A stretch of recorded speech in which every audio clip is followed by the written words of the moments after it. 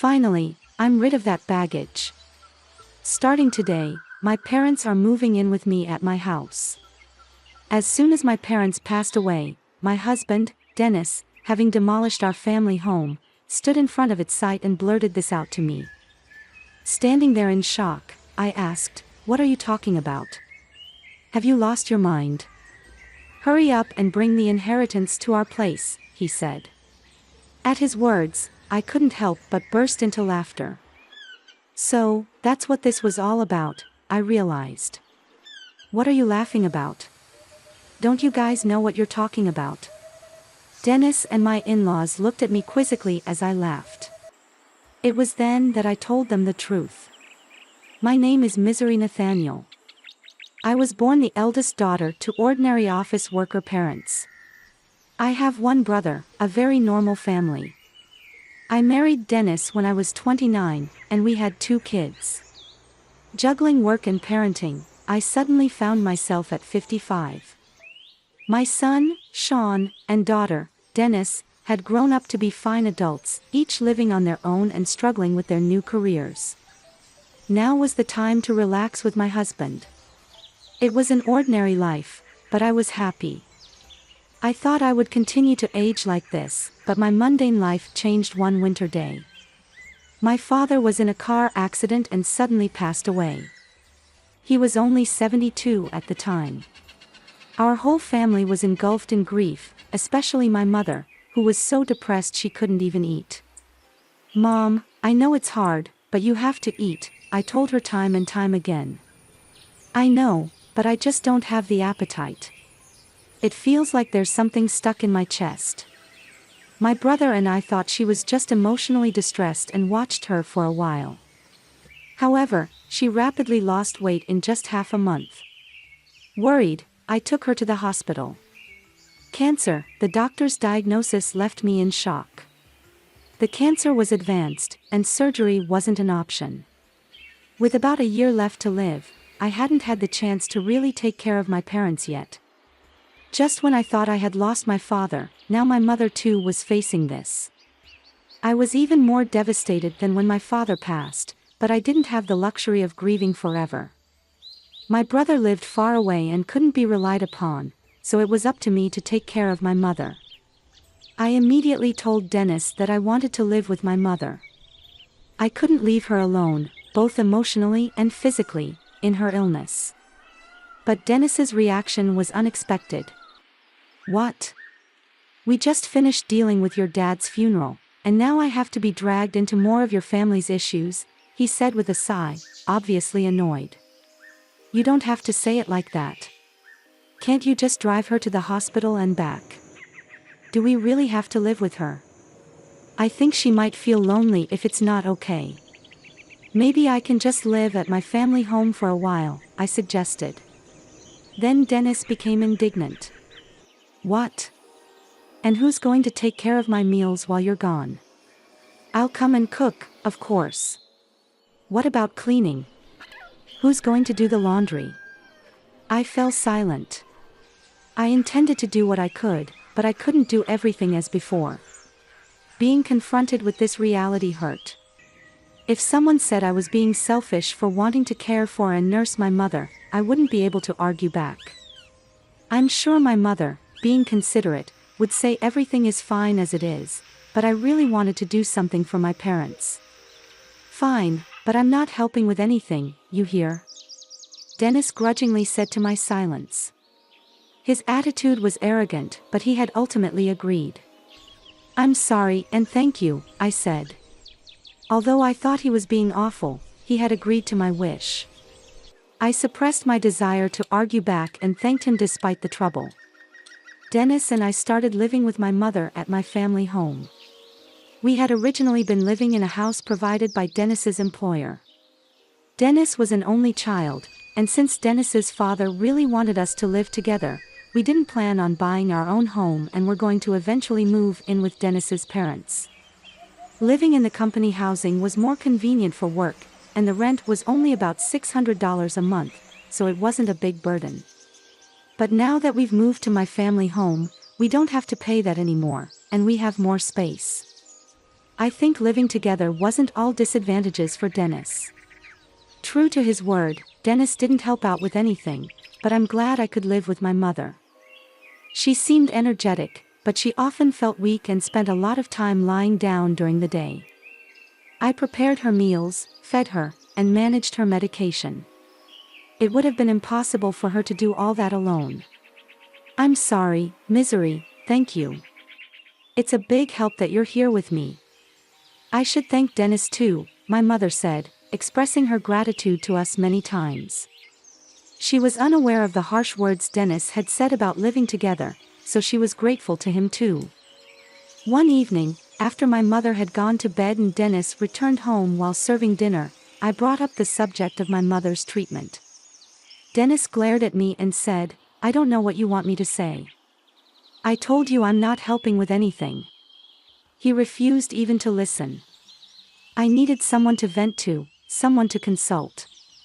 All I wanted was for Dennis to listen. Even after a month, 2 months, Dennis's attitude didn't change. He constantly complained about living together, acting as if he was doing a great favor, and his behavior became increasingly obnoxious day by day. But I couldn't say anything against it. Between worrying about my mother and being considerate of Dennis, I was becoming more stressed. Around the time of the 1-year prognosis, my mother's condition worsened rapidly, and she was hospitalized. 3 days later, she passed away. Although I had prepared myself mentally, I was devastated. My brother's family and my children came right away and helped a lot, but in times like this, you really want your spouse by your side. However, Dennis was laughing and chatting with his parents in a corner, not helping with the funeral preparations at all. My brother had taken a lead role in preparation, and somehow we got everything ready for the funeral. But Dennis, who should have been sitting in the family section, was at the very back of the relative section. "Dennis, I want you to sit in the family section," I said. But he replied, "No, I'm fine here. I'm not a blood relative after all." "But you're my husband," I said. Then his mother chimed in, "He's your husband, but he's not your mother's son. Dennis is our son, so he's an outsider, you know." "Yeah, Dennis's parents are just us. Misery should sit in the family section," she continued. Hearing this from my in-laws, I was left speechless. From where I come from, it's common for sons-in-law to sit in the family section at funerals, though this might vary by area. Sure enough, with Dennis not found in the family section, distant relatives started whispering, wondering if we had divorced. It's one thing for people to gossip, but all of this could have been avoided if Dennis had just sat there. Feeling a bit upset that Dennis wasn't by my side, we still managed to see my mother off peacefully. After the funeral, my brother's family, my children, Dennis, and his parents returned to my family home. "Thank you for coming, especially at such a busy time," I said to my in-laws, offering them some tea. They laughed and replied, "Really, it's something. First your father, now your mother. These funeral expenses are a burden for us too, but at least that's the end of it." I was stunned by their words. What did they mean by that? I couldn't believe they would say such a thing. I forced a smile and excused myself. Then I overheard Dennis talking with his parents. "It must have been tough for you, Dennis, living with outsiders," his father said. "Yeah, dealing with Misery's whims was a pain. A husband shouldn't just follow his wife's demands. If you don't like something, you have every right to refuse," his mother added. I clenched my fists. Their voices, laughing and chatting, were unbearable. But this wasn't new. Dennis's parents had always been insensitive and rude. When Dennis and I got married, his mother said, "Couldn't you find someone more attractive? I can't expect much for grandchildren." His father joked, "They say beauty gets boring after 3 days. With Misery, you won't get bored." And Dennis just laughed. "It's funny," he said. "Such a disrespectful family." I felt something snap inside me. Reflecting back, neither Dennis nor his parents had said a single comforting word to me, either at my father's funeral or after my mother's passing. Instead, they ridiculed me. I had felt sorry for imposing on Dennis, but now I questioned his behavior as a person. I had been too concerned about Dennis while just wanting to do right by my mother. I realized I shouldn't have felt so guilty towards Dennis, especially since he wasn't supportive. While I simmered in anger, Dennis and his parents continued to laugh and chat in another room. If my brother's family and my kids had heard them, they would have been upset, but fortunately, they were in the kitchen. I was relieved to be the only one who heard Dennis and his parents' conversation. Then I heard more from my mother-in-law. "Misery," she said, startling me. "Yes," I replied. "Can I have this?" she asked, holding my mother's purse. Confused, I stammered, well, your mother won't be needing it anymore, right?" Dennis suggested I take it home. "Maybe I'll just keep it," she said, holding up the purse, appraising it. I couldn't believe her audacity, especially right after the funeral. I took the purse from her and said firmly, "No, you can't." Her expression changed, not so much about the purse being taken away, but more about me, her daughter-in-law, standing up to her. Yet, I stood my ground. "We're not ready to sort through my mother's belongings yet. We'll distribute her keepsakes among the family later." My mother-in-law turned red with anger. "What do you mean? Are you saying I'm an outsider? You said earlier at the funeral that even Dennis was an outsider to my mother. How come Dennis is an outsider, but your family?" I retorted. Hearing this, Dennis and his father also turned red. "What are you saying? Apologize to Mom. How disrespectful, a daughter-in-law talking like that." Their commotion drew everyone from the other room. I didn't expect to be called an outsider after all the effort we put into attending the funeral. "Let's go home, Dad," my mother-in-law shouted at me in front of everyone and stormed out of our house. For some reason, even Dennis was angry and left with his parents. "What happened? Did you really call your mother-in-law an outsider?" everyone asked me, having heard only her side, taken out of context. It might have seemed like I was the one being harsh, but I explained the situation to everyone. Not a single person blamed me. Grandpa and Grandma should be more considerate of other people's feelings. That's just how Dad and Grandpa have always been. My children sided with me. But I still couldn't forgive those three. Dennis hadn't come home for a while since that day. I hadn't contacted him either. I didn't think I should be the one to apologize, and I wasn't sure if I could forgive him even if he did. But I knew things couldn't stay this way forever. Then one day, Dennis came back. "Welcome home," I greeted him, suppressing the anger that flared up at the sight of him. "Really, Dad suggested this? It's surprising, isn't it?" The kids were astonished by my proposal. It seemed like it really was a gift for Dennis. "I wonder if Dad feels bad about what happened," I said, laughing. I gratefully accepted the travel vouchers for Dennis. "I'll be off then." "Yeah, take your time. Stay with the kids at their places too." "Why not?" "Really? I can't be away that long. Don't worry about me. I'll relax at my parents'." "Just enjoy yourself," Dennis said. With that, he sent me off. Dennis was happy to have me visit, so before the spa trip, I stopped by her place and then Sean's. I hadn't been able to visit them while caring for my mother, so I helped out by cooking and freezing meals for them. "Mom, you should relax, but thanks, this really helps," they both said, delighted to have my cooking at home. This opportunity was all thanks to Dennis's suggestion. Then came the eagerly awaited spa trip. I spent a relaxing time at the hot springs with my children. The weariness from caregiving and the sorrow of losing my parents seemed to have healed quite a bit. I was away for almost a week, but both my kids returned to their homes with bright smiles. That was fun.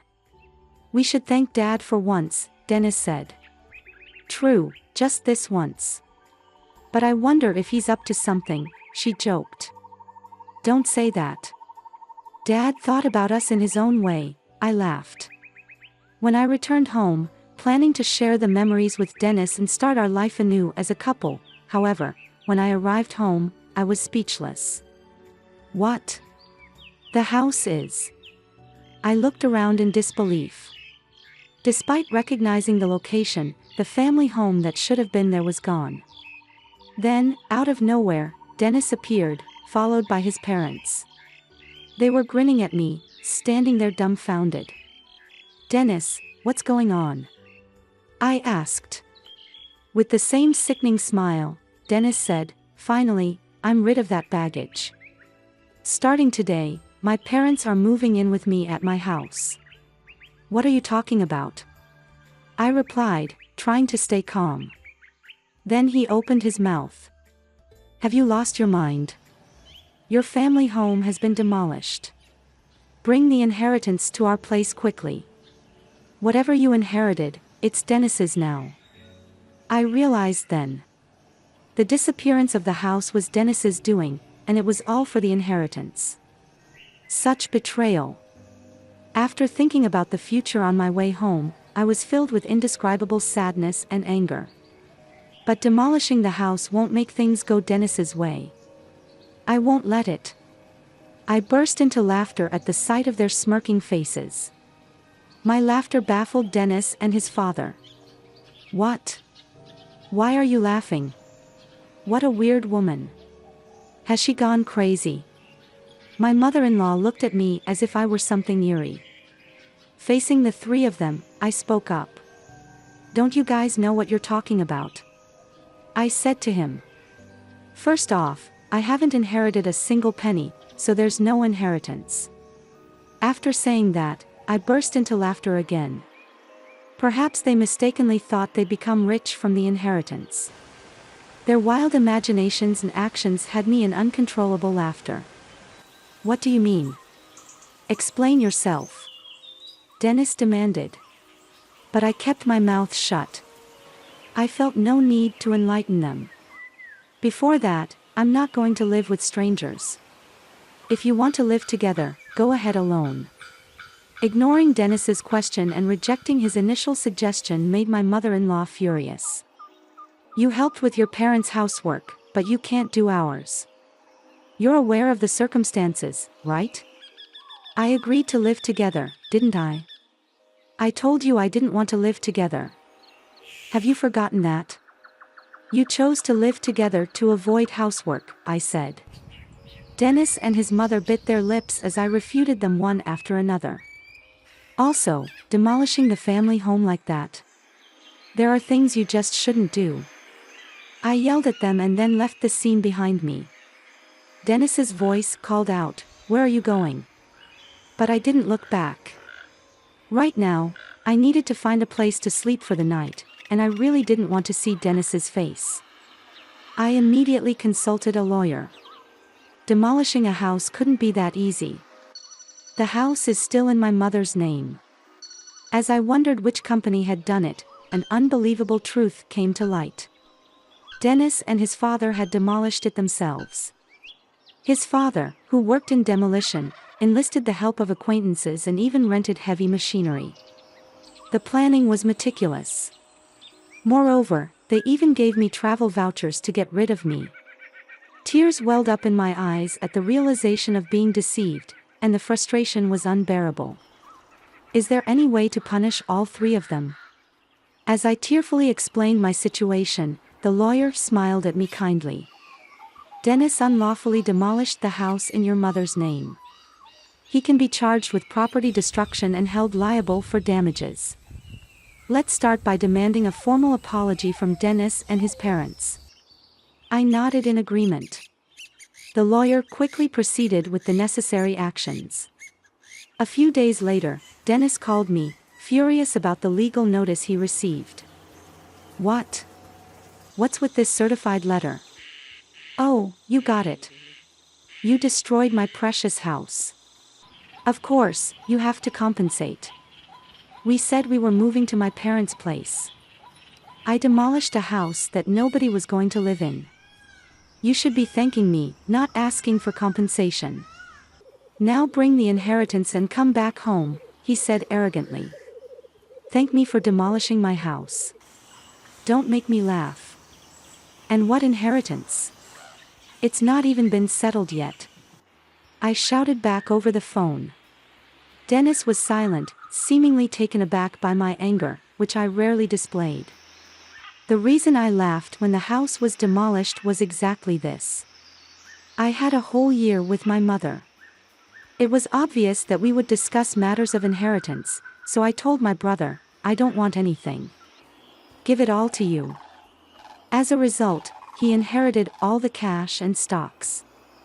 He insisted that I should have the house, as he lived far away and couldn't manage it. If I wasn't going to live there, it could even be rented out. That was the plan for me to inherit the house anyway. Either you and your father restore the house to its original state or pay the amount specified in the letter. That amount of money, I was considering settling this amicably. Well, fine, if you can't pay, I'll file a police report and sue you, I declared. I'm sorry, I didn't think you'd get so angry. Of course, I'm angry. What do you expect? He began to make excuses. He seemed to think that if my family home was gone, he wouldn't have to live with his parents. Especially Dennis's father had always desired to live together. Dennis's father seemed to have a fondness for Sean and apparently wanted to live with him. Dennis had refused to live together before, citing difficult commutes, but his parents thought I was the one against it, so he convinced them by demolishing my house and making it seem like I'd move in with them with the inheritance.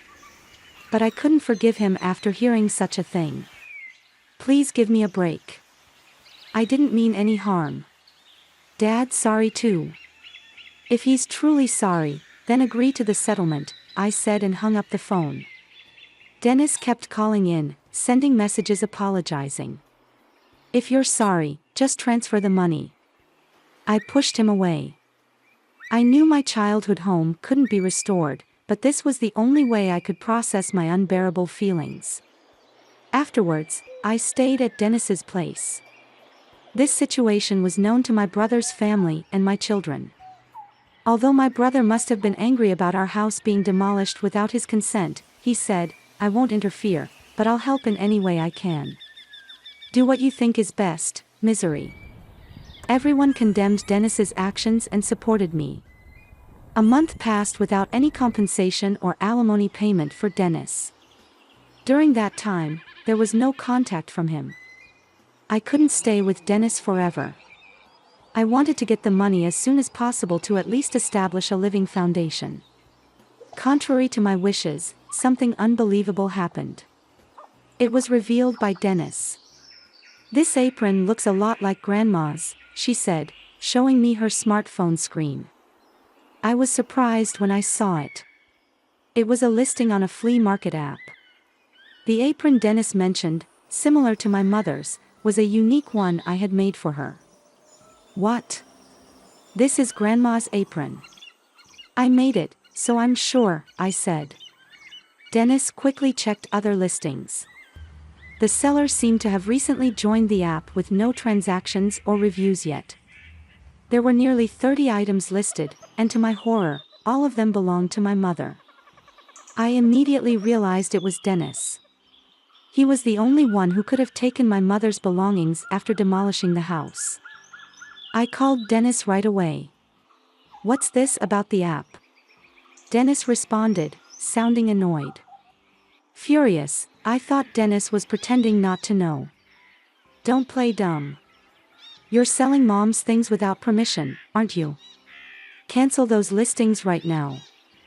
Dennis, sounding panicked, replied, What? No, it wasn't me. Who else would do such a thing? I'm coming over right now to get everything back, I said and hung up. Then I immediately headed to Dennis's parents' house with Dennis. Where are Mom's things? I demanded as soon as we arrived and called out for Dennis. Confronting Dennis at the door, he stuttered, I don't know anything about it. Tell the truth, Dad. Dennis joined me in pressuring Dennis. He seemed flustered. Dennis's parents, noticing our presence, came out. "Oh, Dennis, you're here," Dennis's mom greeted, smiling at the sight of her granddaughter. Angry, Dennis said, "Grandma, tell Dad to tell the truth." The truth. Grandma's belongings that passed away recently, Dad seems to be selling them. At Dennis's words, Dennis's mom burst into laughter. Dennis, with a troubled look, kept repeating, "It really wasn't me." Then his mother loudly exclaimed, "Dennis is selling them." "That's impossible." "But because I am the one selling them," I said. I felt my blood run cold. Dennis probably knew about it. With a look that almost said, "This is bad," he turned to look at his mother. Despite Dennis's shock, his mother cheerfully continued, "What? It's a lot of work, you know. I have to pack everything carefully and make sure the photos look good." She seemed oblivious to the fact that she was selling stolen goods, chatting happily about the app. I struggled to restrain myself from lunging at her. "Cancel the listings. Those aren't yours to sell," Dennis, red with anger and tears in her eyes, pleaded with her grandmother. However, Dennis's mother seemed displeased. "What's the big deal? I finally found a hobby I enjoy. I use the things I can and sell the rest for a little pocket money. It's good for preventing dementia. I'm the only grandma left, so Dennis wants me to stay healthy and live long, right?" she said nonchalantly. Pleading with her to stop had no effect. There was no sign of remorse. But if talking won't help, then action is the only option. "Dennis, let's go." "But it's okay, let's go." I pulled Dennis out of the house and headed straight to the police station. I wasn't planning to file a report for the demolition of the house, but theft is a different story. When I explained to the police that my mother's belongings were being stolen and sold, they acted immediately. Dennis's mother's account on the flea market app was suspended. The items wouldn't be sold anymore. I called Dennis on the way back from the station. "I had your mother's account stopped. You knew about it, right? You're complicit." "No, I filed a police report about this. Please cooperate with the investigation." Dennis became frantic. "We're family, right? Withdraw it, please." "Family? You still haven't paid any compensation for the house nor alimony, and there's no sign of remorse."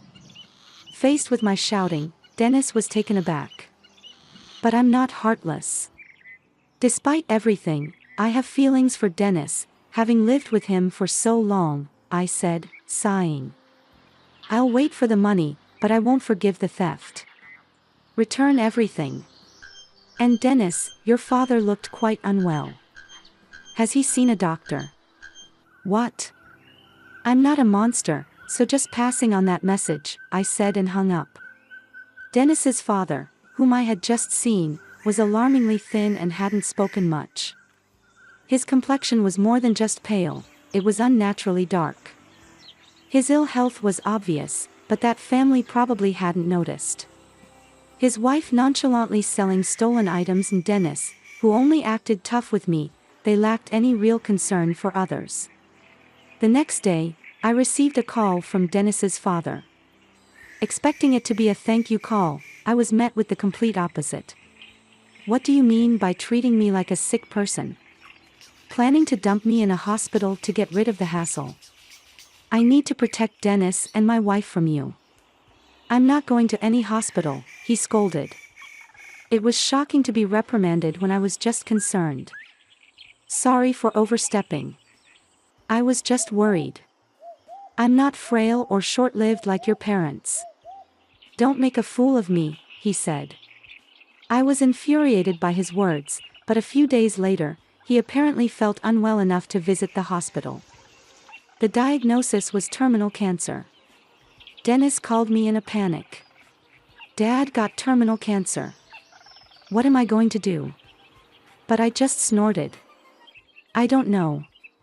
What did you say when I suggested going to the hospital? He said, I'm not frail or short-lived like your parents, so deal with it yourself.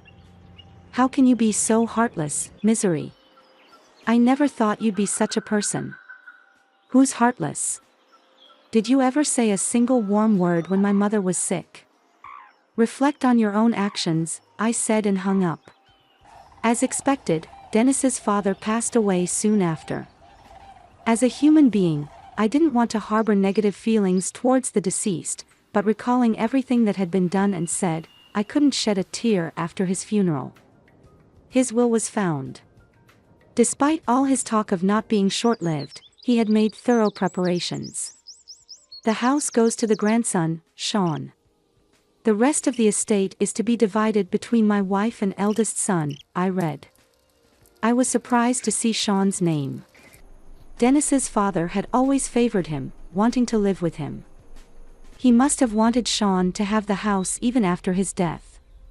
It was a nuisance for Sean. Renounce the inheritance. You don't need that house, do you? I told Sean. But he was happy to receive it. Inheriting the house was more of a burden than a benefit due to inheritance tax, but if he was pleased, I had no right to say anything. Following the will, Sean inherited the house. His grandmother was happy and paid the inheritance tax. He's our successor after all, she said. Well, that's not wrong, I said, while I felt a bit sad, as if Sean had been taken from me. Something unbelievable happened next. Come over to our house, Dennis's call prompted me to head straight to his parents' house. Then I saw Dennis's mother and Dennis himself standing in front of their house, stunned, just like I once had been. The site was filled with heavy machinery trucks labeled with demolition company names and workers. Their house was being torn down right before our eyes. What's going on? I asked. It's my house. I can do what I want with it, Sean said, appearing from somewhere, looking satisfied as he watched the demolition. Sean, what are you doing? Stop this right now. Stopping it now won't make it livable anyway, Sean said. Shaw, what have you done? Dennis's mother and Dennis were begging Sean. But Sean just laughed. Did you forget what Grandpa and Dad did to Mom? Sean, Grandma, you were awful to Mom too, right? Did you apologize? Sean's smile turned into a sharp glare at Dennis's mother and Dennis. They fell to their knees. The heavy machinery continued to noisily dismantle their house. I finally felt relieved seeing this scene. Later, Dennis finally paid the damages and compensation from the inherited assets. The stolen items that Dennis's mother took from my mother were retrieved by Sean and safely returned to me. You always have me and Dennis, Sean said, and I finally shed tears of relief. Dennis's mother and Dennis, having lost their house and left with no money, were now living in a company house again. Dennis and I had moved out of the company house, but now Dennis and his mother had to return, becoming the subject of rumors. I explained the whole truth to Dennis's colleague's wife, who we were on good terms with. Dennis and his mother will likely have a hard life in the company housing, but it's their own doing. Additionally, after Dennis's retirement, they'll be forced to save up for a new place to live, I said. I sometimes think about asking my friend how Dennis and his mother are living now, just to have something to talk about. After that, I continued to stay at Dennis's house, but then Sean got engaged to be married. He was planning to build a house. The land of the former family home sold for a decent amount, and I was glad to see that even that house served a purpose. Mom, come live with us, Sean offered. His fiancée welcomed me warmly. Since I couldn't keep relying on Dennis, who lived alone indefinitely, I decided to take up on Sean's offer. I am thinking of living happily with my new family, determined not to become a mother-in-law like my own mother-in-law. Let's conclude the story shortly. Misery, now living with Sean and his fiancée, found a newfound peace. She was surrounded by love and support, a stark contrast to the toxic environment she'd endured with Dennis and his family. The inheritance drama had settled, leaving Dennis and his mother to face the consequences of their actions. They were back in the company housing, their lives a stark reminder of their own greed and lack of empathy. Sean, having inherited the family home and using the money from its sale, built a beautiful house for himself and his fiancée. Misery felt a sense of closure, knowing that the land that had held so many memories was now being used to create a new, happy home. Though she couldn't erase the pain of her losses, she had learned valuable lessons about family, loyalty, and the importance of standing up for what's right. She vowed to cherish the love she had found with her children and their families, and to never again allow herself to be taken advantage of. The bitterness of her past had finally faded, replaced by a quiet, contented happiness. Thanks for watching. How did you find the story? Let me know in the comments below. Remember to like this video and subscribe to our channel for more awesome stories like this. Your feedback and support mean a lot.